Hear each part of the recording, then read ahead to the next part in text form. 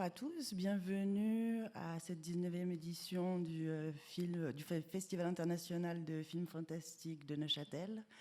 On est dans cette salle depuis 4 jours sur un volet qui s'appelle NIF Extended, qui est un cycle de conférences et un espace de réflexion autour de l'imaginaire. Donc c'est notre dernier après-midi ici dans cette salle, et puis cet après-midi est dédié à une thématique New Worlds of Fantasy, où on va accueillir écrivains, éditeurs, chercheurs autour de plusieurs thématiques. Donc la première conférence sera animée par Marc Atala, qui est le directeur de la maison d'ailleurs à Yverdon et qui est aussi professeur à l'université de Lausanne, qui va nous parler des fonctions anthropologiques du jeu vidéo et de plein d'autres choses intéressantes. Et puis on enchaînera avec une petite séance de jeux vidéo collective pour finir cette présentation. Alors, je vous présente Marc Atala.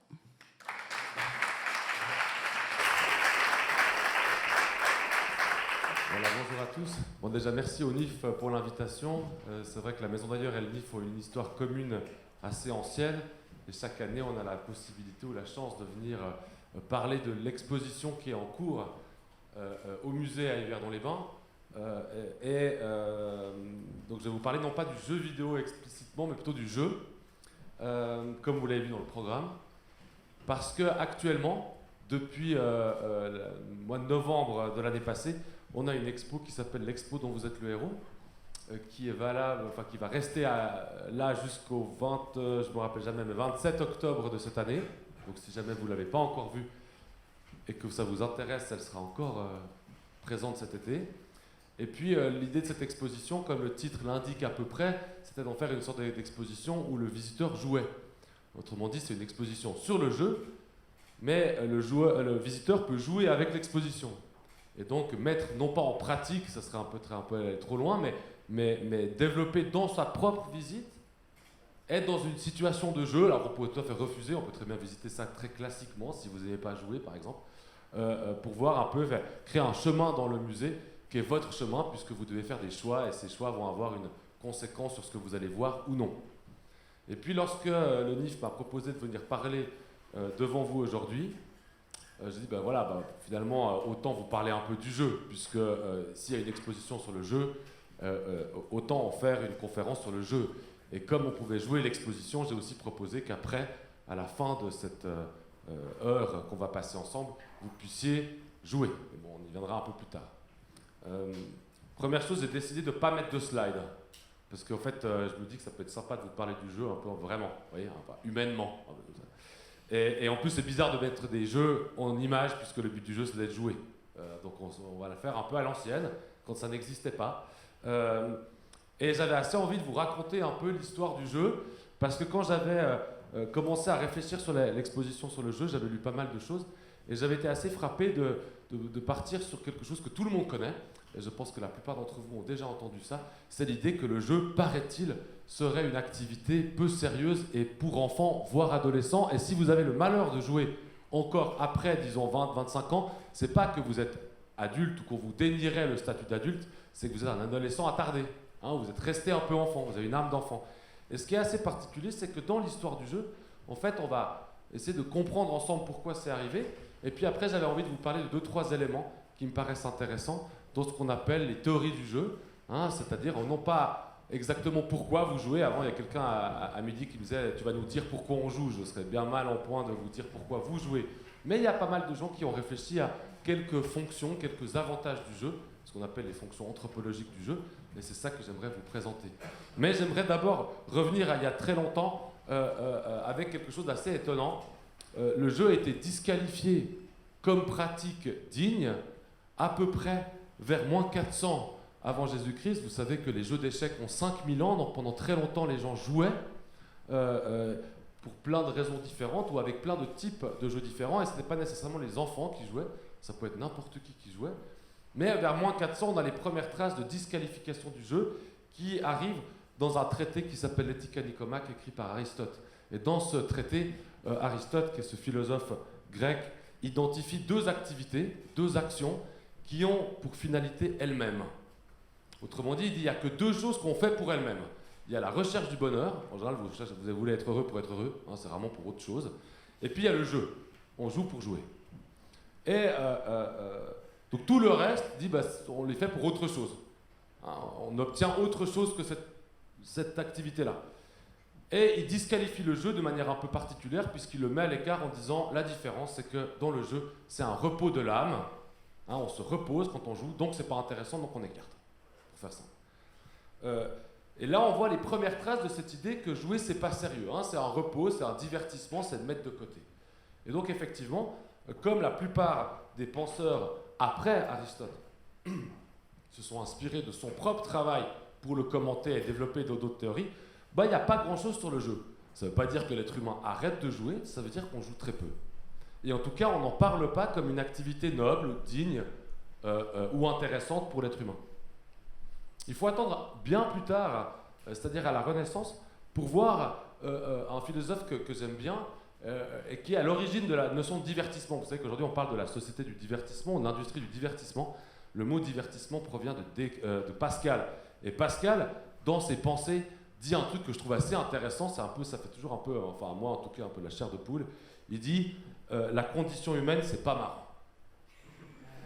C'est pas marrant parce que, et vous imaginez bien qu'on n'est pas au XXIe siècle avec tout ce qui nous entoure de soins et autres, et d'hygiène. Il dit il y a deux choses que l'être humain est confronté en permanence, c'est à avoir mal et à mourir. Pas marrant. C'est pour ça que c'est pas marrant. Vous voyez, c'est j'ai mal, pas tout le temps, mais j'ai quand même très souvent mal. Et puis en plus, l'aboutissement de ce mal, c'est pas comme si j'obtenais un truc cool, c'est que je meurs. Bon. Et il dit, dans ses pensées, il dit ce qui est bien avec ça, c'est qu'on a inventé un truc qui nous permet pendant un temps, de ne plus avoir mal et de mettre la mort de côté. Ce qu'il appelle le divertissement. Puisque vous savez que le verbe se divertir n'existe pas comme ça. C'est toujours se divertir de quelque chose. Hein? Donc le jeu a, chez Pascal, la première anoblissement du jeu, c'est ce qu'on appelle la fonction existentielle. Le jeu sert à oublier pendant un moment qu'on souffre et qu'on meurt. Hein, si vous voulez, pour reprendre l'expression de Pascal, on se pipe soi-même, comme quand les dés sont pipés. Hein. On joue avec soi en faisant semblant pendant qu'on joue qu'on n'a pas besoin de souffrir et de mourir. Et ça, c'est utile parce que pendant ces temps-là, on met de côté cette espèce de condition humaine qui a tendance un peu à nous écraser et qui n'est pas très drôle à vivre. Ce qui est assez drôle avec cette réflexion de Pascal, qui a quand même quelques années maintenant, voire même quelques centaines d'années, c'est que aujourd'hui, on parle souvent de se divertir, mais on ne dit jamais de quoi. C'est marrant, on est une société du divertissement. Mais de quoi nous divertissons-nous? Est-ce vraiment de la souffrance humaine, de la mort, ou de quoi? Ça pourrait être intéressant, chacun d'entre vous pourrait évidemment avoir des réponses. De quoi je cherche à me divertir? C'est quoi le truc que j'essaie de mettre de côté quand je fais du divertissement? Et ça devient un peu trippant quand vous imaginez que l'ensemble de la société était construite comme une société de divertissement. Hein, qu'est-ce qu'on cherche à oublier ou à mettre de côté? Mais bon, passons, parce que sinon on va plomber l'ambiance. Et ça, c'est la première théorie. Alors, c'est pas très compliqué, hein, c'est pas non plus une théorie sur 800 pages, mais c'est la première fois qu'un philosophe, après Aristote, va utiliser le jeu non plus comme une activité de repos de l'âme, mais comme une activité qui a une utilité pour l'existence humaine, c'est celle de mettre de côté cette souffrance et cette mort qui nous guettent en permanence. Et puis, grâce à ça, étrangement, le jeu va commencer à être réinvesti. Alors, je ne vais pas vous faire tout l'historique du jeu, c'est un peu compliqué, mais en particulier par les mathématiciens au XVIIe siècle, puisque la théorie des probabilités provient d'une étude des jeux, où soudainement, c'est leur fonction, leur capacité à induire des théories, en l'occurrence les théories des probabilités, et il faut attendre la toute fin du XVIIIe siècle, vous voyez, entre Aristote, moins 400, à la fin du XVIIIe siècle, il y a quelques années, là, pour avoir un philosophe allemand, bon, tout ce qui s'est fait de bien en philosophie est allemand, qui s'appelle Schiller, qui écrit un texte assez célèbre qui s'appelle Lettres sur l'éducation esthétique de l'homme. Et dans ce texte-là, Schiller se dit la chose suivante, il se dit, en fait, il prend une métaphore, il fait une métaphore, et une métaphore qui marche bien en français. Vous savez, quand vous avez une machine, il y a entre les pièces, en particulier pour une machine mécanique, à la fin du 18e, on n'a pas des machines numériques, mais une machine mécanique. Si vous voulez que votre machine, elle tourne, il faut qu'il y ait du jeu entre les pièces. Hein? Parce que si vos pièces sont collées et que vous faites tourner la machine, ça fait quoi? Ça explose. S'il y a trop de jeu, bon, ça ne tourne pas. Hein? Donc il faut une juste distance entre être proche et loin. Et Schiller utilise cette métaphore en disant ce qu'il y a entre les pièces qui permet à la machine de tourner, qu'on appelle le jeu, ça peut métaphoriquement évoquer l'esprit du jeu. L'esprit du jeu, c'est cette capacité à jouer, que Schiller voit dans les jeux de son temps, de jouer avec des contraintes, il faut quand même que les pièces se touchent, mais en restant libre dans ces contraintes. Je suis capable de me faufiler dans ces contraintes, j'ai une marge de liberté, et cette marge de liberté entre les contraintes, c'est ce qu'il appelle l'esprit de jeu. Et il dit d'ailleurs cette phrase assez célèbre, mais je ne me rappelle jamais comment elle va, donc je vous le fais un peu à l'approximatif. Il dit « L'homme n'est qu'homme qu'à condition qu'il joue ». Et c'est quand même ça de la gueule d'un coup. C'est-à-dire si vous ne jouez pas, vous n'êtes pas un humain. Alors c'est un peu provocateur chez Schiller, mais il y a cette idée très philosophique, si je ne suis pas capable de rester libre dans un système de contraintes, je ne suis pas un humain. Et ce n'est pas juste si je joue à toi lentement, je suis un humain, bien qu'il n'y a que les humains qui jouent à toi lentement, mais oui, vous pouvez programmer un jeu vidéo pour qu'il joue à toi lentement, mais il y a quand même un humain quelque part. Mais l'idée même de dire je suis capable de rester libre dans un espace sous contrainte, ça c'est quelque chose qui est très humain. Et c'est ça qu'il appelle l'esprit de jeu, qu'on va donc autant trouver dans le jeu, on va dire ce qu'on pourrait appeler facilement de jeu de société. Si je joue avec un à toi lentement, malgré tout j'apprends à rester libre dans un système sous contrainte. Et vous savez que les jeux comme ça, la manière de rester libre, où tout le monde est égal, c'est le hasard. Le hasard, le lancer de dés, c'est évidemment cette petite marge de liberté qui est décidée par le coup du sort, qui fait que vous allez plus vite que vos concurrents ou pas. Mais c'est aussi quelque chose qui fait déborder du jeu. Il dit, l'être humain qui vit dans la société, il peut, comme une pièce de machine, se coller au rouage du système, pour prendre une autre métaphore un peu éculée, comme ça, ou il peut décider de rester suffisamment libre pour que la machine elle tourne. Donc cet esprit du jeu de l'enfant, qu'on apprend dans le jeu, elle est utile socialement. Elle est utile pour que l'humain soit un humain. C'est-à-dire non pas un esclave, celui qui n'aurait aucun jeu, ni un marginal, celui qui serait complètement hors du système de contraintes, mais un humain, c'est celui qui est entre les deux extrêmes. Et cette lettre sur l'esthétique, l'éducation esthétique de l'homme, que je vous conseille tous de lire, c'est pas super marrant à lire, mais c'est la première vraie théorie du jeu. Elle va avoir un impact assez important sur passablement de théoriciens. Et je voulais justement vous parler de 2-3 éléments qui me paraissent intéressants, puisque c'est effectivement les éléments sur lesquels on s'est appuyé pour créer l'exposition. Alors je fais un peu de l'auto-promo, mais en même temps c'est pour ça que je suis là. Dans les années 1930, il y a un théoricien français qui s'appelle Roger Caillois. Ceux qui sont adeptes de films fantastiques le connaissent, puisque c'est un des premiers à avoir théorisé le fantastique, mais plutôt le fantastique littéraire, pas le fantastique tel qu'on l'entend aujourd'hui.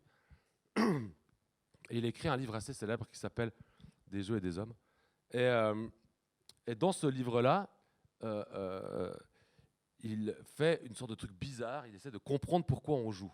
Et déjà, il se rend compte qu'il y a plein de formes de jeux différentes. Et il va en créer 4, il va créer 4 catégories de jeux, et qu'il va utiliser de manière sociétale après, mais je vous en parlerai. Il dit il y a les jeux de hasard. Voilà, ça c'est facile, les jeux de hasard qu'il appelle le aléa. Puis après il dit il y a plein de jeux de hasard. Ouais, le casino c'est un jeu de hasard. Bon. Et c'est une forme de jeu qui est quand même passablement répandue. Il voit un avantage, je pense que tout le monde voit l'avantage du jeu de hasard, c'est que tout le monde est égal. Autrement dit, face au hasard, vous n'avez pas de. Alors vous pouvez essayer de faire bifurquer le hasard quand vous trichez, quand vous bougez vos dés, etc. Mais à la base, ce qui est bien avec le hasard, qu'on aurait dans la loterie, par exemple aujourd'hui, c'est que n'importe qui peut gagner. D'ailleurs, tous les arguments marketing de la loterie s'appuient là-dessus. N'importe qui, 100% des gagnants, tentez leur chance, etc. C'est cette idée qu'il n'y a pas que d'où vous venez, quel que soit l'endroit d'où vous venez, vous pouvez gagner, à condition d'acheter le ticket. La deuxième catégorie qu'il voit, c'est ce qu'il appelle l'agone, sont les jeux de compétition. Il y en a un qui gagne, un qui perd. Il y a une équipe qui gagne, il y en a une équipe qui perd.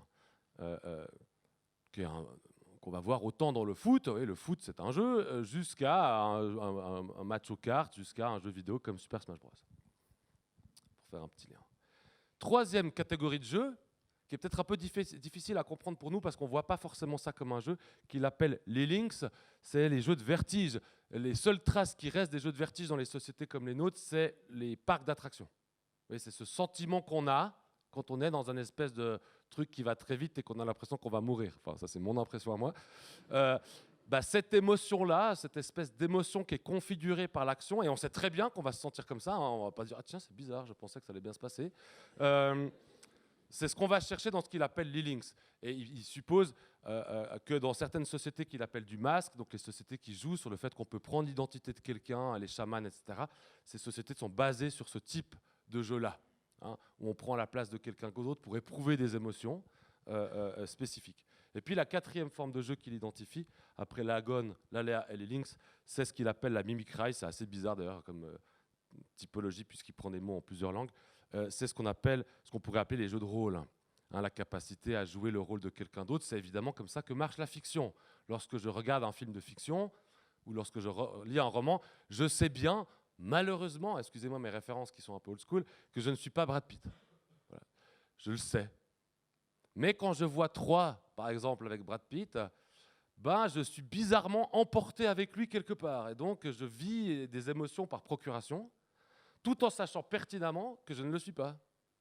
Et ça, c'est ce qu'on appelle le mimicry. C'est quelque chose qui est au centre, évidemment, de la fiction. La fiction fonctionne à condition qu'on puisse vivre une vie par procuration. Mais c'est aussi quelque chose qu'on va pouvoir activer dans le jeu de rôle, par exemple, hein, et dans d'autres types de jeux. Donc ces 4 grandes formes de jeu, pour lui, sont 4 grandes formes qui, évidemment, sont un peu des archétypes, et plein de jeux vont jouer. Hein, on va par exemple multiplier l'agone, compétition, avec l'aléa, le hasard, hein, pour renforcer l'intérêt du jeu. C'est que ce n'est pas seulement une compétition, il y a aussi un espèce de coup du sort. C'est comme ça que fonctionne, par exemple, le Monopoly.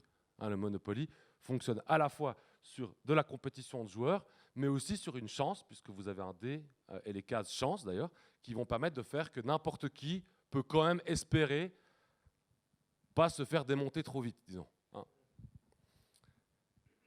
Ces 4 formes de jeu sont intéressantes parce que chez Caillois, il y a quelque chose d'autre qui est assez, à mon avis, assez puissant. C'est qu'il dit quel est le problème de la nature humaine. Oui, rappelez-vous, hein, chez Pascal, c'était on souffre et on meurt.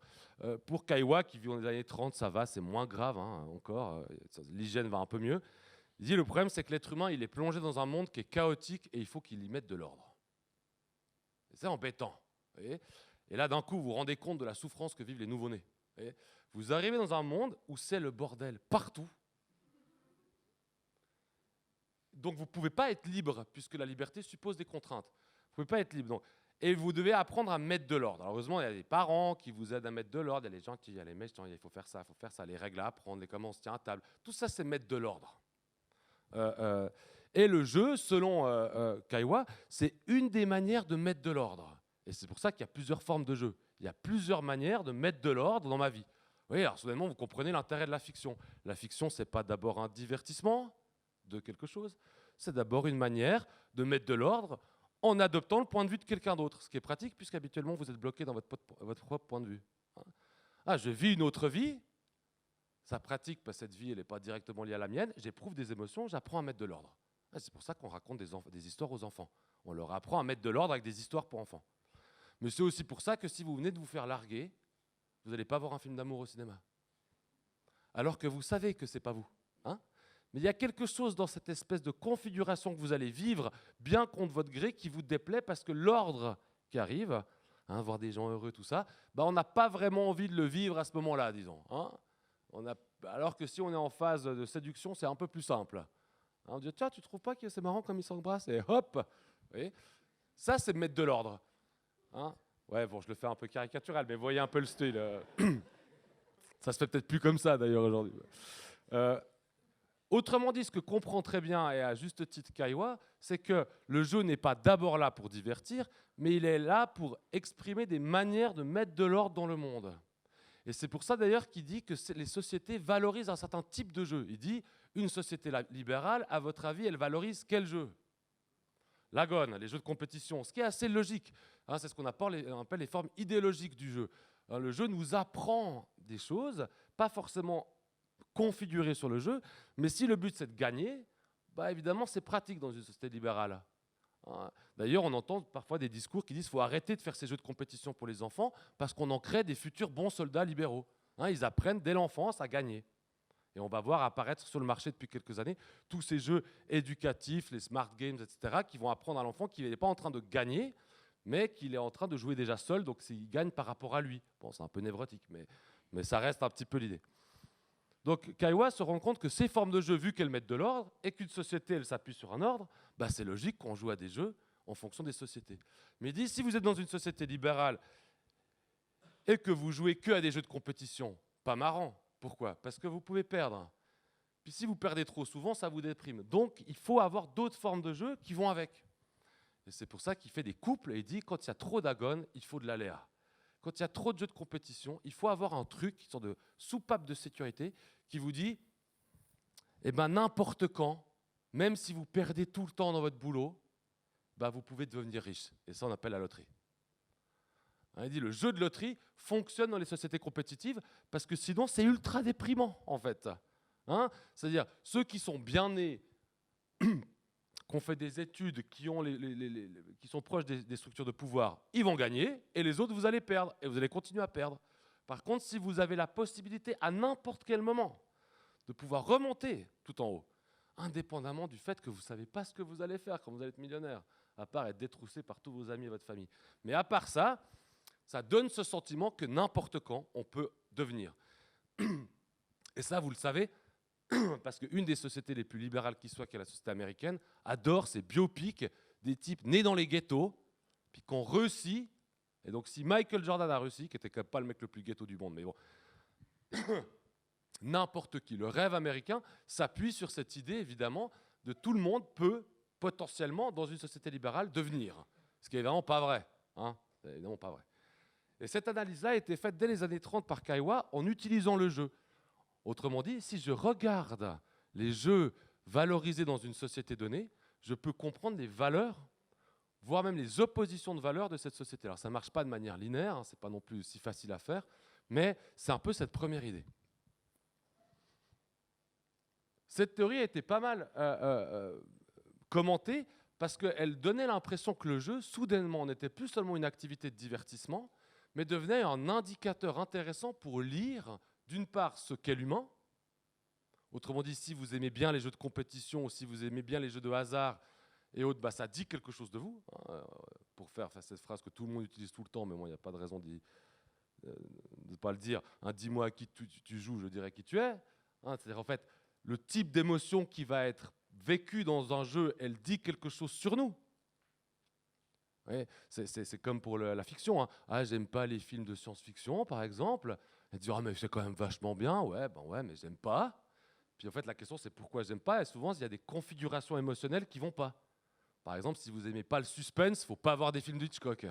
Mais on a bien à vous dire que c'est un génie du cinéma, vous n'aimez pas le suspense, vous n'aimez pas cette émotion, ça ne marchera jamais. Vous ne comprenez pas qu'on puisse être des hobbits dans des forêts, vous n'allez pas pouvoir regarder Le Seigneur des Anneaux. Ce n'est pas possible, même si on dit que c'est bien. Soudainement, la forme même avec laquelle on joue, elle dit quelque chose de nous puisqu'elle configure un certain type d'émotion ou, si vous voulez, un certain type d'ordre. Ça paraît tout bête ce qu'a fait Caillois, mais vous voyez, les ramifications sont intéressantes. Elles nous permettent de comprendre d'une part un peu pourquoi est-ce qu'on joue, qu'est-ce qu'on aime dans ce type de jeu-là. Elles nous permettent de comprendre ce qui est valorisé par des sociétés. Puis elles nous permettent aussi de comprendre pourquoi on n'aime pas certains types de jeux. Oui, les mauvais perdants, ils jouent toujours à des jeux de compétition. C'est génial. Dis, mais vous cherchez à vous faire du mal. Soit vous voulez qu'on vous confronte au fait que vous êtes un loser puisque vous perdez, soit peut-être prendre du jeu collaboratif, ça sera moins grave en fait. Ou de lutter contre quelqu'un qui n'est pas, je sais pas, votre femme, vos amis, vos enfants. Il y a d'autres formes de jeu. Allez faire un petit peu de manège, ça vous fera du bien. Ça renseigne si vous voulez, mais pas parce que ça a un rôle psychologique, mais parce que la structure même du jeu, c'est de configurer de l'ordre, et donc un type d'émotion. Et suite à ces années 30, aujourd'hui, on a pas mal de gens qui réfléchissent sur le jeu, et je voulais m'arrêter pour terminer. Je vais regarder le temps, parce que je suis... Oh, mais ça va. Je suis pas mal. Ouais, je pense pas que on peut le faire à la TEDx. 0-0. Mais il y a donc j'avais un peu, on est pas mal réfléchi au musée sur ces différentes théories, et j'avais trouvé un type assez bizarre. Je dis bizarre parce que pas très connu, qui s'appelle Stéphane Chauvier, qui a écrit un livre assez beau qui s'appelle Le Jeu, où il dit quelque chose que j'ai trouvé splendide. Puisque vous savez qu'après Caillois, et sûrement que vous avez grandi là-dedans, après Caillois jusqu'à il y a récemment, le jeu, ça a été emparé par les théories pédagogiques, chez Piaget par exemple. C'est-à-dire l'idée, c'est important de faire jouer un enfant à des jeux parce qu'il apprend des trucs qui lui serviront quand il sera adulte. Et ça, c'est cette idée que le jeu, c'est très enfantin. Ça nous apprend des trucs. Donc si vous jouez avec vos enfants, ou si vos parents jouent avec vous, alors ils vous apprennent à devenir un citoyen. Hein, puisque vous devez respecter des règles. Puisque si vous ne respectez pas des règles, vous ne jouez pas. Il ne faut pas trop tricher. On n'aime pas dans les sociétés les gens qui trichent. Il faut être fair-play, ce qui est bizarre dans une société libérale où le fair-play, on le vit seulement dans le jeu, puis plus jamais ailleurs, etc., etc. Donc ça nous sert à devenir des citoyens, on va dire des bons citoyens, hein, des bons petits soldats de citoyens. Comme ça. Et Sauvier sort de ça, il dit c'est pas vrai, oui, les enfants, ça les aide un peu parce qu'ils respectent les règles, etc. Mais il a une vision que je trouve assez intéressante, qui est la suivante. Il dit le jeu est une métaphore de l'existence. Ça la donne, hein, je vous le refais une fois, là, comme ça. Le jeu est une métaphore de l'existence. Qu'est-ce que ça veut dire? Ça veut dire la chose suivante. C'est-à-dire qu'en fait, il dit c'est quoi le jeu? Quelles sont les propriétés du jeu? Il identifie 3 grandes propriétés. Il dit 1, c'est un espace-temps à part. Oui, quand je joue au Monopoly, j'ai un espace à part, même si je joue au Monopoly version Cthulhu. Hein, j'ai un espace à part, puis j'ai un temps donné qui est aussi à part. Hein, c'est ce temps qui va durer la partie de jeu. C'était marrant parce que dernièrement, j'ai des gens qui disaient « Ah, je cherche des jeux pour mes enfants, mais pas plus qu'une demi-heure. » Ouais, le temps à part. Hein, je peux octroyer une demi-heure à mes enfants. Après, j'ai quand même du taf, hein, mais bon, une demi-heure, je peux.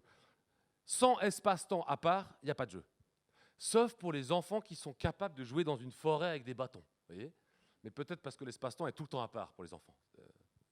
Grâce à Dieu, d'ailleurs. Donc, espace-temps à part. Deuxième chose, des règles imprescriptibles auxquelles il faut se soumettre. Je ne peux pas jouer si je n'accepte pas les règles. C'est même pas tricher. Tricher, c'est déjà accepter les règles et puis ruser avec les règles. Hein, si vous trichez sans accepter les règles, vous ne jouez pas non plus. Hein, je fais semblant que je joue et paf, je cache une carte que je vais sortir au bon moment. Et j'essaye de ne pas être pris. Mais je sais bien que je ne peux pas montrer cette carte, etc. Donc je connais les règles. Donc voilà, c'est un espace-temps à part et des règles auxquelles je dois me soumettre.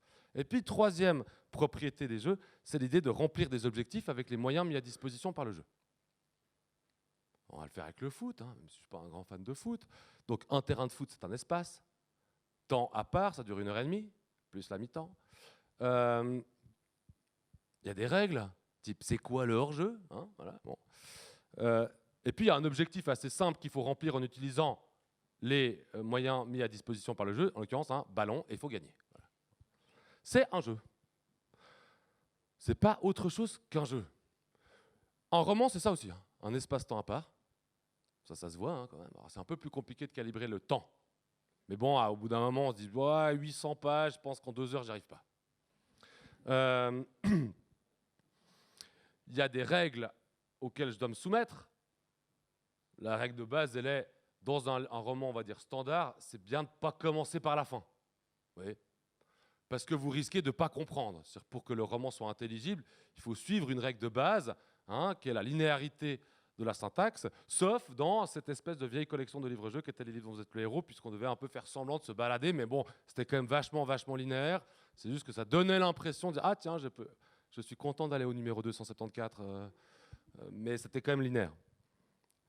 Et puis la troisième chose, c'est un objectif à remplir. En général, l'objectif qui est un objectif individuel, c'est d'éprouver des émotions, etc. On apprécie un auteur, de voir ce qu'il a écrit. C'est ce qui fait que si vous n'avez pas un livre, il vous tombe des mains.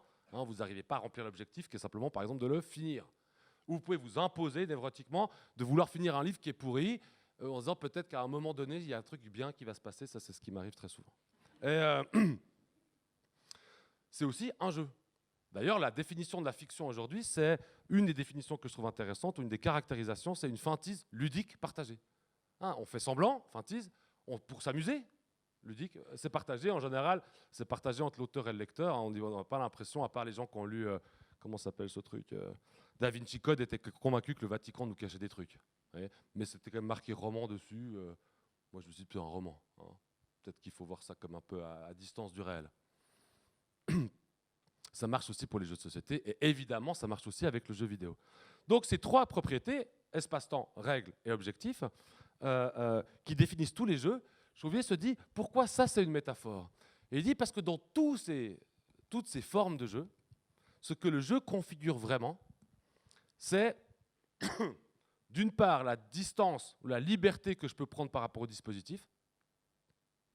Le bon joueur, et on le sait bien pour ceux qui aiment bien le sport, hein, c'est pas forcément celui qui gagne, c'est celui qui joue bien, et bien joué, c'est celui qui est capable d'esthétiser quelque part son action. Alors ça marche bien pour les footballeurs, on voit un type qui est peut-être meilleur qu'un autre, on a de la peine à voir comment on peut esthétiser le Monopoly.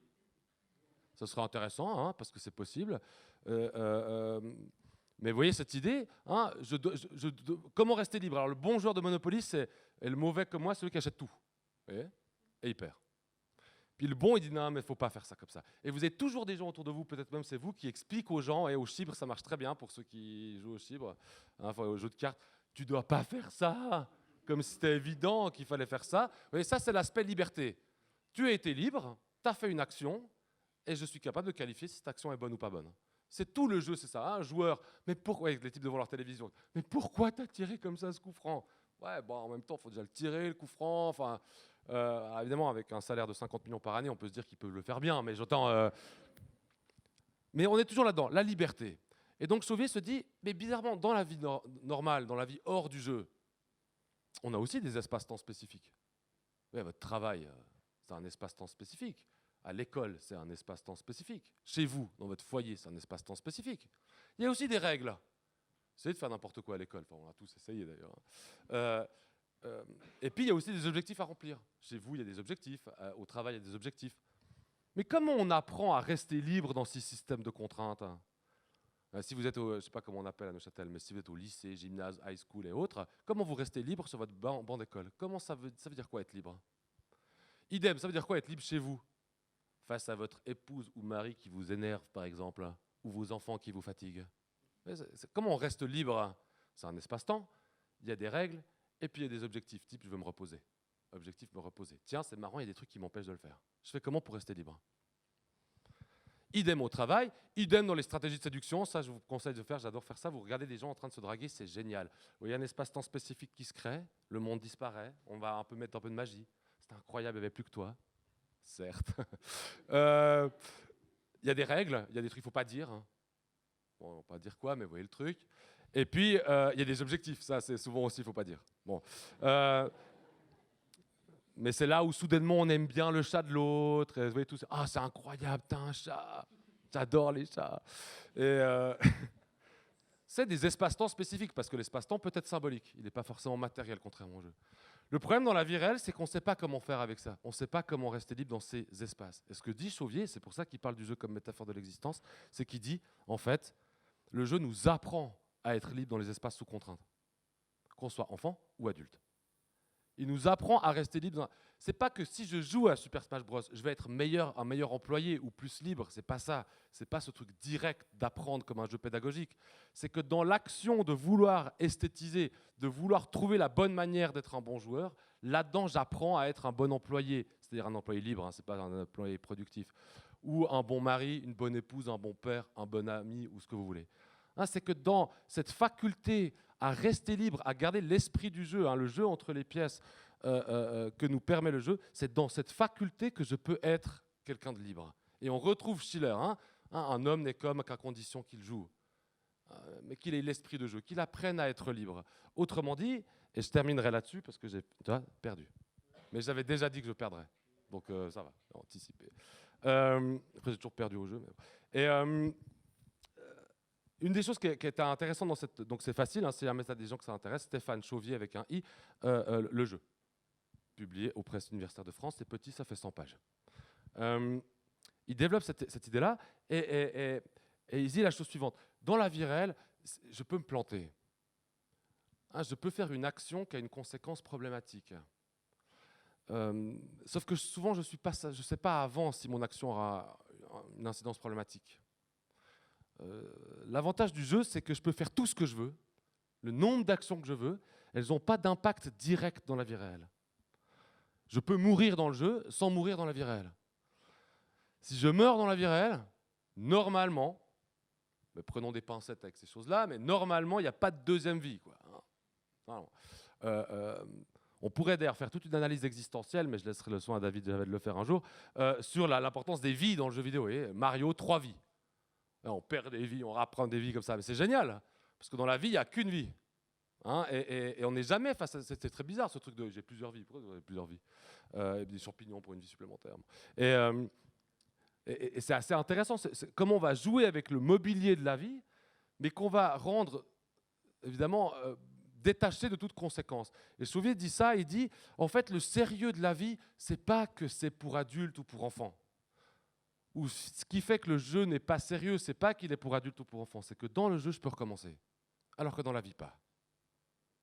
Ça a de la gueule quand même. Hein. Le prochain mec qui vous dit « Oh, le jeu, c'est pour les gosses », je dis « Attends, non. Je t'explique, mec, la métaphore de l'existence. » Ça fait toujours son effet. Mais vous voyez un peu l'idée de Chauvier que je trouve intéressante, c'est ça. C'est, hein, je suis capable, dans la vie, je ne sais pas exactement comment je mets de l'ordre. Et comment j'apprends ça? Les parents ne vous apprennent pas ça, les amis ne vous apprennent pas. On ne s'apprend pas ça nous-mêmes non plus. Comment je fais pour mettre de l'ordre? Ce que dit Chauvier, c'est depuis très très longtemps, peut-être même depuis le début de l'histoire de l'humanité, on a joué avec des formes, ce qu'on appelle l'art, ou des matériaux. On a joué avec de la langue, poésie, littérature, avec du matériau, jeux de société, avec des pixels, jeux vidéo, avec ce que vous voulez. Parce que peut-être qu'il y a plein de manières d'apprendre à être libre, puisqu'on ne sait pas comment ordonner les choses. Et l'avantage dans le jeu, c'est qu'on ne risque rien. À part les pathologies, mais mettons ça de côté parce que ce n'est pas très très intéressant. À part les pathologies, on apprend à être libre. Et c'est assez intéressant parce que, et je bouclerai là-dessus, aujourd'hui, depuis les années 2000, bon, je ne sais pas exactement si c'est 2000, on voit une explosion de l'industrie du jeu, toutes ses formes, le jeu vidéo certes, mais aussi d'autres types de jeux. Aujourd'hui, il y a des escape room grandeur nature, puis il y a des murder machins, et puis il y a même des jeux de rôle dans les entreprises, il fallait que je le sorte, désolé.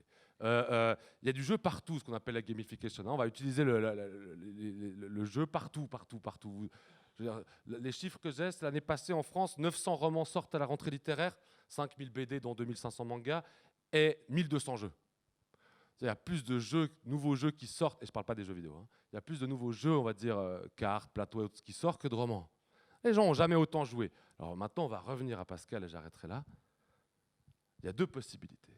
Soit on pense que nous sommes un peu débiles et qu'on se fait avoir par une industrie marketing qui nous vend tout et n'importe quoi, le côté un peu mouton. Oui, mais les gens, ils sont gavés, et ils achètent tout ce qui passe parce que on leur empêche d'être libres. Ou l'autre, c'est peut-être parce que depuis une quinzaine, vingtaine d'années, on n'a peut-être jamais eu autant besoin de retrouver une forme de liberté, qu'on peut difficilement parfois trouver dans le monde réel, parce qu'il faut l'apprendre, mais qu'on peut exercer dans le jeu, pour peut-être un jour être capable, dans le monde réel, de retrouver cette forme d'esprit du jeu dont parlait Schiller. Hein, et je terminerai là-dessus. Et si le jeu était un symptôme de l'humain qui cherche à retrouver la manière d'être libre sans faire trop de tests dans le monde réel parce que ça peut lui tomber d'un peu dessus. C'est pour ça que les jeunes princes apprenaient à jouer aux échecs, d'ailleurs dans l'Inde ancienne, c'était pour apprendre à être des bons stratèges, donc des stratèges libres sur le terrain de bataille. Alors la question qu'on peut se poser, c'est quel est notre terrain de bataille qui fait qu'on joue autant aujourd'hui? Et je vous remercie de votre attention.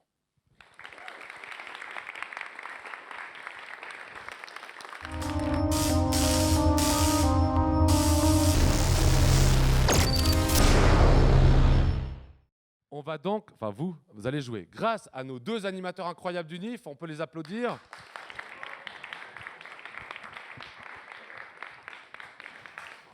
L'idée est assez simple. On va diviser la salle en deux. Et on ne va pas vous demander de vous bouger. On va prendre le numéro 7, le rang 7, ici. Rang 7. Si vous êtes sur le 7 ou avant, vous êtes dans cette équipe-là. Équipe rouge. Rouge. Si vous êtes après le 7, vous êtes dans l'équipe bleue. L'idée, c'est que par équipe, vous allez envoyer à chaque fois de votre équipe 2 personnes, là, pour jouer à Super Smash Bros Ultimate. Facile, hein, pour faire simple, ceux qui disent ah, « mais moi je ne joue pas », vous ne pouvez plus dire ça après la conférence. Hein. Donc ceux qui veulent exercer leur liberté, si vous voulez, donc vous venez là, et puis c'est facile, Smash Bros, faut taper sur tous les boutons, hein, et il faut essayer d'éjecter un type hors du champ. Voilà, c'est facile. Vous pouvez même prendre Pikachu si vous voulez. Les deux jeunes derrière moi vous expliqueront un peu comment ça se joue, mais l'idée c'est ça, on envoie 2 personnes. Le but, alors je veux dire, c'est pas un contest, il n'y a pas de compétition, il n'y a pas de prix à gagner, vous ne pouvez pas prendre vos propres manettes. Le but, c'est pas ça. Le but, c'est de voir des gens jouer d'une part face à eux. Je vous propose de regarder les gens qui jouent, c'est très marrant. Il y a un artiste anglais qui s'appelle Robbie Cooper qui a fait ça, qui a filmé des gens en train de jouer, c'est assez drôle. Et puis, évidemment, il y a des choses qui vont se passer à l'écran, mais si vous voyez pas ce que c'est Super Smash Bros, ça sert à rien d'essayer de regarder, enfin, à part esthétiquement, tiens, c'est marrant, il se passe plein de trucs. Le but, c'est plutôt de venir jouer, et moi, ce qui m'intéresse, c'est que dans l'équipe, il y a sûrement des gens dans chacune des équipes qui connaissent un peu ce jeu et qui peuvent peut-être donner des conseils. Par exemple, typiquement, quelqu'un qui dit « Moi, j'ai jamais joué à ce truc, je sais pas ce que c'est. C'est quoi une Switch ?» Bah, ça vaudrait quand même la peine d'essayer. Et puis peut-être que les équipes peuvent les aider un peu. On ne va pas calculer les points. Le but, c'est juste, on voulait faire qu'après une petite conférence comme ça sur le jeu, on puisse exercer ça avec cette idée en tête bizarre qu'est la question de la liberté. Évidemment, quand on joue à Super Smash Bros, on ne dit pas est-ce que je suis libre ? Mais peut-être plus à d'autres types de jeux. Par contre, ce qui peut être bien, c'est qu'en faisant cette expérience-là, peut-être que et les futures expériences que vous allez faire, peut-être qu'il y a quelque chose d'intéressant qui peut se sentir. Hein, comme si je vois un film, je ressens des émotions et autres, bah peut-être qu'en jouant, je peux ressentir cette espèce d'idée-là. Donc il n'y a pas d'aspect compétitif. Et on va tout de suite commencer, mais je vous passe la parole pour un peu calibrer les règles. Enfin les règles, le truc, la manette, quoi. Ok. Alors moi j'ai une première question pour commencer. Est-ce que vous pouvez lever la main ceux qui n'ont jamais joué à Super Smash Bros dans la salle? Faut commencer par eux. Donc c'est pas mal, ok. Ceux qui ont joué de temps en temps, occasionnellement, rarement. Ok, et ceux qui jouent vraiment hard. Ok. Ok, super. Parfait. Alors... Du coup, comme il nous a expliqué, le but du jeu, c'est de éliminer les adversaires en les jetant en dehors de la plateforme, dans l'air. Donc plus vous les tapez, plus ils prennent de dégâts, plus ils volent loin. Donc le but, c'est de se taper entre vous. Génial. Et pour faire cela, vous pouvez presser sur A et B pour faire des coups normaux et spéciaux. Ne vous inquiétez pas trop, ça vient très naturel. Et après, vous pouvez de nouveau sauter et vous déplacer sur les plateformes. Donc le but de ne pas tomber et de jarter vos adversaires.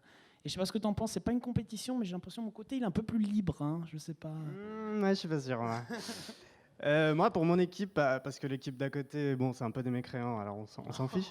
Mais moi, pour mon équipe, je voudrais qu'il y ait au moins, pour commencer, une personne qui a jamais joué qui vienne sur scène et une autre qui sait jouer, qui puisse expliquer à l'autre. Donc alors là, on en a un qui est déjà volontaire. Et madame, alors venez sur scène. Même chose pour mon côté. Monsieur vient tout de suite, il est motivé. Une autre personne qui n'a jamais joué, s'il vous plaît, de mon côté. Côté libre, intense. Quelqu'un, s'il vous plaît? Je vais pas vous forcer, hein, mais... Allez, ouais, allez, un applaudissement.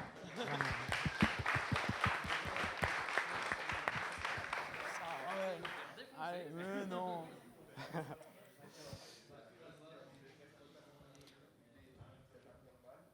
Du coup, il y a une sélection de persos Nintendo. Vous pouvez un peu choisir n'importe quoi. Donc, on va voir ce que ça donne.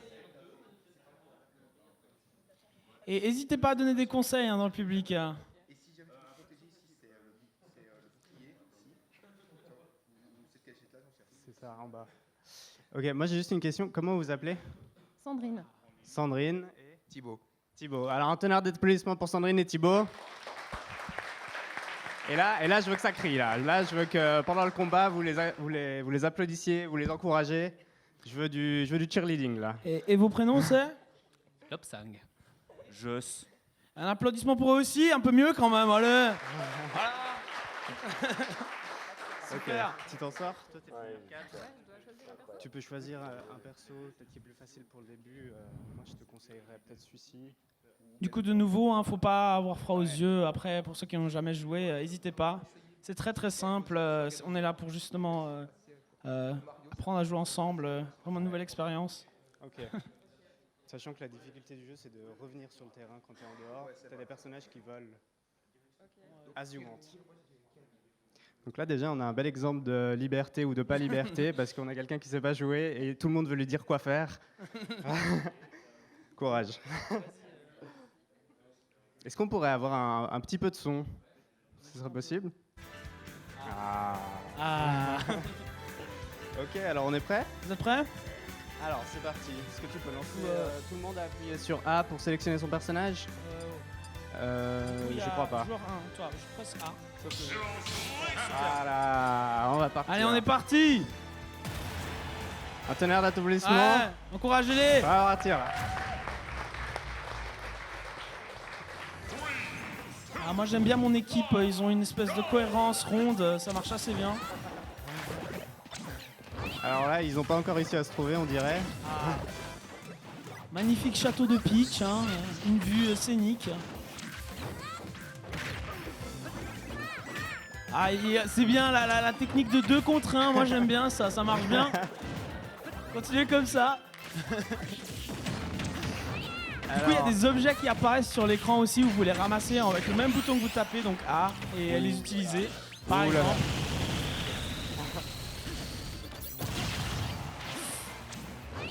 Alors, Ouh, premier point. Ah non, et de 2. mais c'est serré en plus, hein. Alors, qui comprend ce qui se passe? Vous pouvez lever la main. Il y en a, j'ai vu 2 mains levées, c'est pas assez.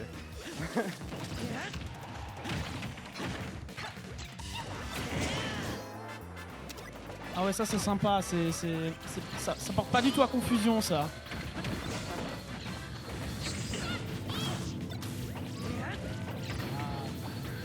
Ah, voilà, on voit Link Oui. qui commence à barder. Hop là, Un il est autre là. point. Ouais. Oh, l'équipe Allez rouge. les bleus là. Ah non, ça c'est moyen en fait. Pardon.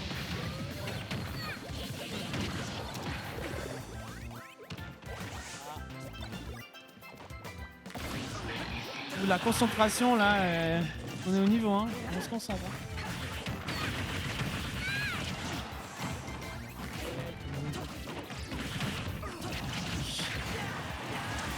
Yes, Pac-Man avec un autre point. Bleu en moins. Oh mais il massacre tout le monde, Pac-Man, hein.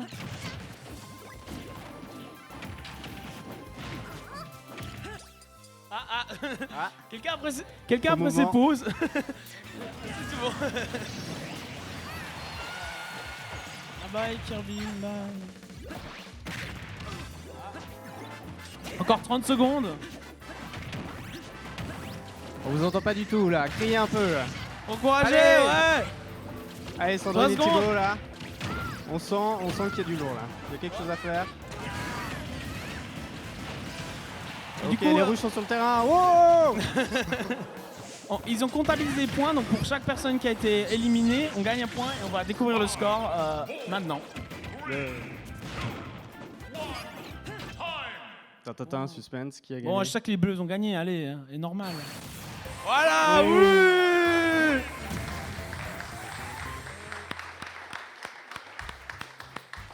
Magnifique. Bravo l'équipe bleue. Alors on vous laisse retourner à vos places. Et bravo, hein. Merci, faut continuer comme ça, les gars. C'est pas une compétition. Là, on peut en prendre 4 autres. Du coup, toi, Venez seulement. t'as déjà joué. Il faut encore une personne. Quelqu'un qui a joué, Ouais, du c'est coup, bon. on a. Quelqu'un qui a pas Voilà. joué. Quelqu'un? Mais lui là-bas. J'aimerais, ouais. Ah, tour d'après, tour d'après. En robe rouge. super. C'est quoi vos prénoms? Cassandre. Cassandre. Cassandre, enchanté. Fabien. Fabien. Un Et- tonnerre d'applaudissements pour ces deux-là.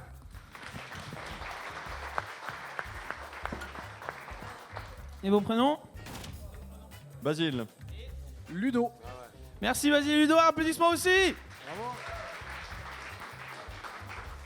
Ah ouais, après c'est le joueur. C'est tout bon. T'as jamais joué non plus. Ah, ok.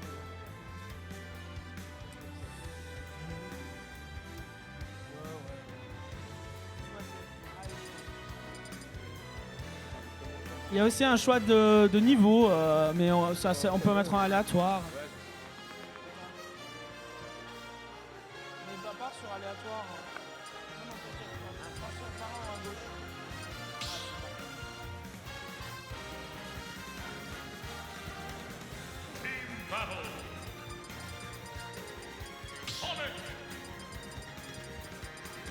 Ah, il va direct Sonic, bleu reste aussi sur le thème. Moi j'aime bien, il y a vraiment une cohésion de team là de ce côté. Moi j'ai l'impression que c'est ça qui manque un peu la team rouge. Ah bon, mais non. Moi, je suis côté... Ah bah du coup, Ah bah en fait je vous insulte alors. Ok, alors on a Ridley et l'entraîneur Pokémon de notre côté, des rouges. Suivez-les bien du regard. Vous êtes prêts?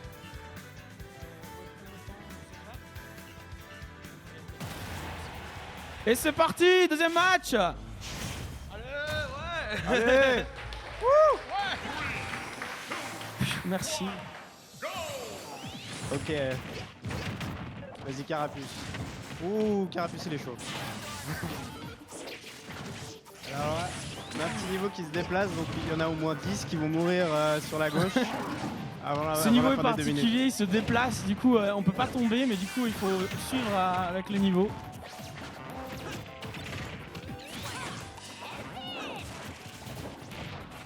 Oula. Ouh, magnifique. Aïe aïe aïe. Ah, le trou au milieu de la piste, ils vont tomber dedans. Ah bah non, facile. Alors on ne sait pas où il a disparu, mais il a disparu. Éjecté, volé. Oh, et ça taunte en plus, faut être gentil.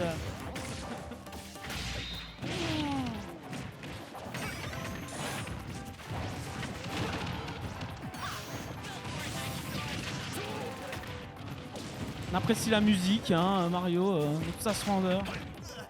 Ça se passe bien par ici? Non, sans pression, hein.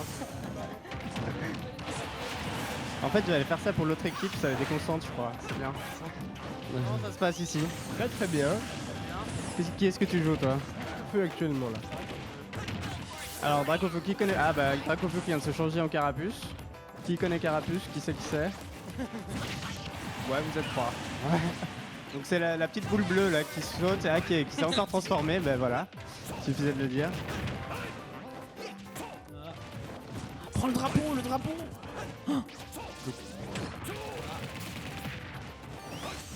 Et toi, quel personnage t'as pris? Tu t'en sors plutôt bien là? C'est Mon personnage préféré du jeu vidéo, donc je suis obligé de le prendre. Ah, et ça a l'air de se passer plutôt bien là pour celui.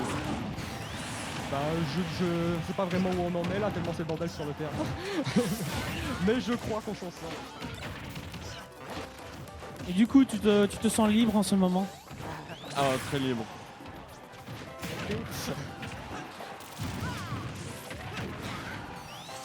Et ça fait longtemps que tu joues à ce jeu, toi? 4 depuis secondes, 3, 2012 2, je crois. Enfin, j'ai quasiment joué à tous les Smash Bros. Ah voilà, on a un vrai fan. Et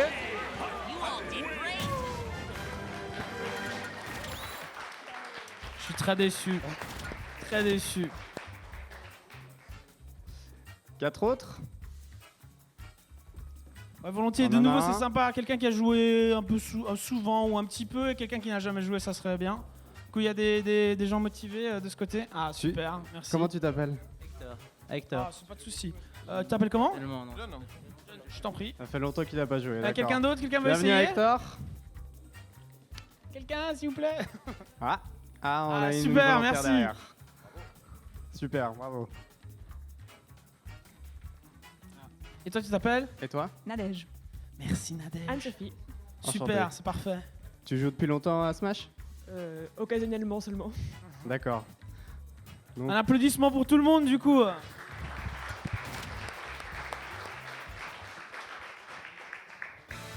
êtes les deux familiers avec les touches? Vaguement. Tu as besoin de petit récap, toi aussi? Le bouclier est là ou là? Ok. Alors, c'est plus ou moins les mêmes touches. Donc, ça, c'est les petites attaques. Les attaques spéciales solidées avec le gars. Et puis là, tu as les smash attacks sur ce style-là. Donc, ça, c'est les grosses attaques du coin du banc, mais qui sont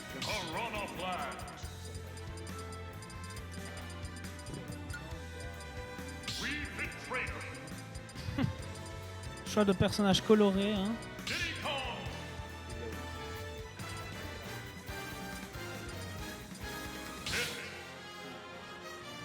Vous êtes prêts? Oui. On est parti. Allez, c'est parti. Troisième match.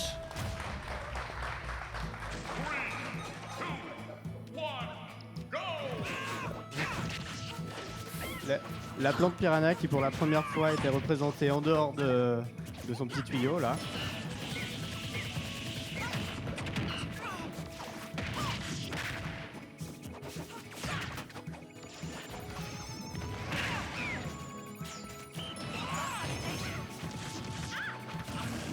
Ah, tombé. Désolé Pete.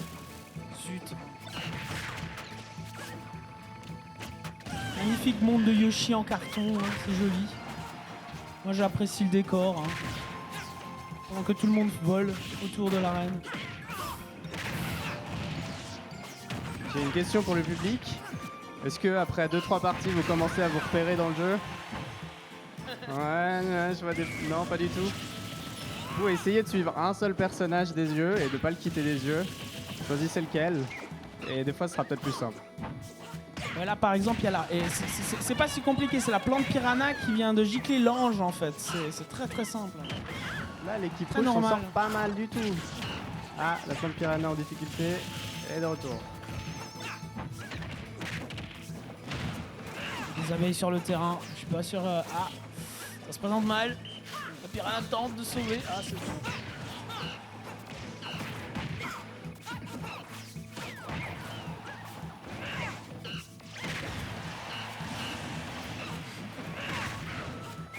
Ah, moi j'aime beaucoup quand des nouveaux joueurs ils commencent à bouger la manette en sentant les coups.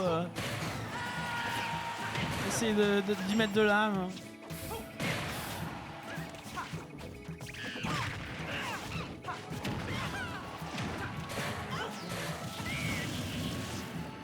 Un boxeur en renfort. Alors, est-ce que je peux vous poser une question? Parce que ces deux personnes se sont indiquées elles-mêmes comme gros joueurs bien hard. Est-ce que tu as parlé d'esthétisation du jeu là? Est-ce que tu peux voir là-dessus? Est-ce que tu auras des commentaires à faire? Pour l'instant, je suis bien en train de voir que la plante, c'est celle qui s'en sort le mieux, ça se voit. Bon, après, il y en a des, ça se voit, ils se favorisent pas trop sur le fait qu'il faut tomber, ou plutôt comment remonter, mais sinon, ben, ça va, franchement aussi. La plante s'en sort très bien, je trouve. Merci beaucoup. Ah, fini. Bon, allez. Ah, les Score jolies final. licornes. Et c'est le mieux. Yes. Bien joué. Bien joué.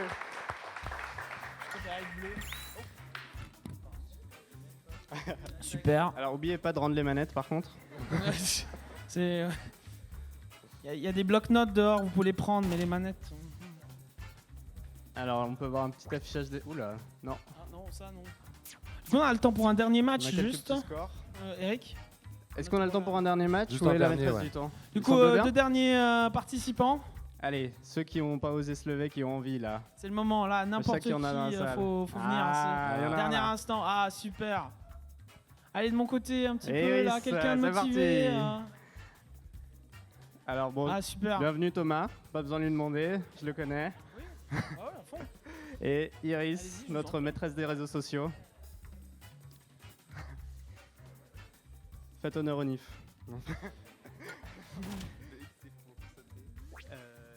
Du coup, c'est quoi vos prénoms? Justine. Alex. Un applaudissement pour Justine Alex. Ça c'est pour se diriger dans l'espace. Voilà. Ça c'est des attaques smash, c'est des grosses attaques en gros. Mais en gros toutes les attaques sur A et sur B, elles vont, tu peux les orienter d'un côté, de l'autre, en haut, en bas, elles vont avoir des effets différents. Pareil pour le Du coup, stick. bah, vous connaissez pour le ces B. gens A pour taper. Ok. B, c'est les Voilà, coups fais un spéciaux. bouclier Ou ici si vous montez. vous avez les L'autre, shields. le Là, il faut un peu tout le Ils temps sont des deux utiliser A côtés. pour ramasser Ah. les objets, les lancer. Donc appuie juste sur A pour lancer la partie. Voilà. Super. Si. Ouais, joueur 3, ça. Super. Donc Iris, t'as jamais joué, c'est ça? Je suis chaud. Elle est prête à en découdre, bravo, un tonnerre d'applaudissements pour Iris.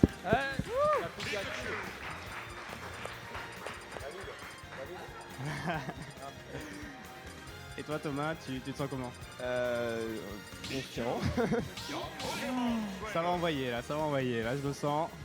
Ouh, Pichou. Ah, téméraire. Les persos mignons sont très populaires, Ouais, on il est dirait. très bien, Hein. mais il sera très bien. Tu peux revenir en arrière, ouais. Ah mais c'est toi t'es Steve. la grande, je crois que c'est le bouclier, et celle-là est pour attaquer. Un violon. Tu veux un.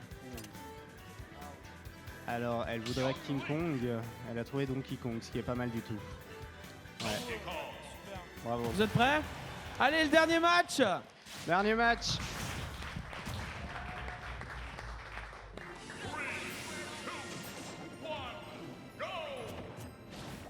Alors, j'ai une question pour le public. C'est qui ton favori là? Ah, clairement Pikachu.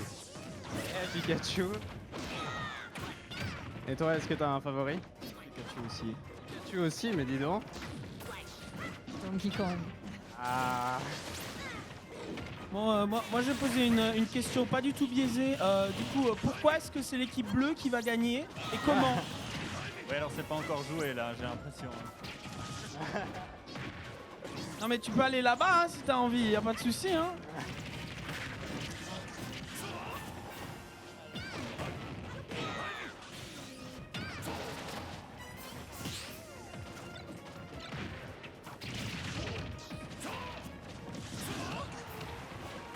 Quelle confusion, le manoir s'écroule à coups de bananes et de Pikachu. Hein.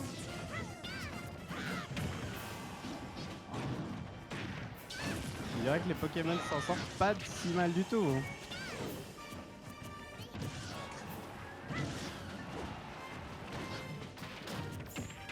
Bon, le dresseur Pokémon, il pourrait aider un petit peu au lieu de rester là, je sais pas.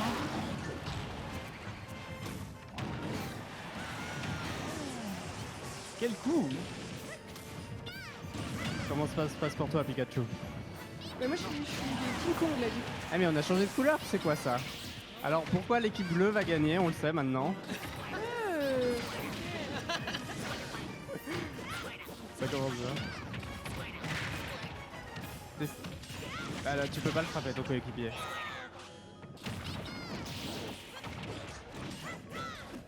Et toi, comment ça se passe? Ça va. Bordel, effectivement. Ça va, tranquille, ça va. C'est le talent. là. Alors, je discute pas. Hein.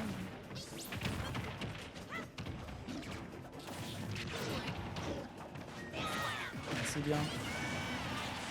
20 dernières secondes. Ah, Donkey Kong à la dérive. Hein. Terrible.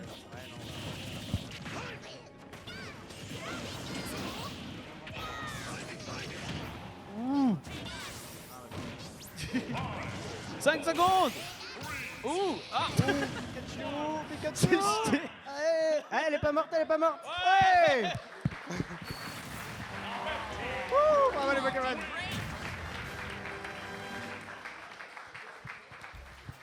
Il avait raison, c'était pas joué. Déception. Alors Voilà voilà, pour- merci beaucoup. Pour On laisser passe de la la parole. place au suivant, je propose qu'on félicite tous les joueurs ainsi que les deux animateurs.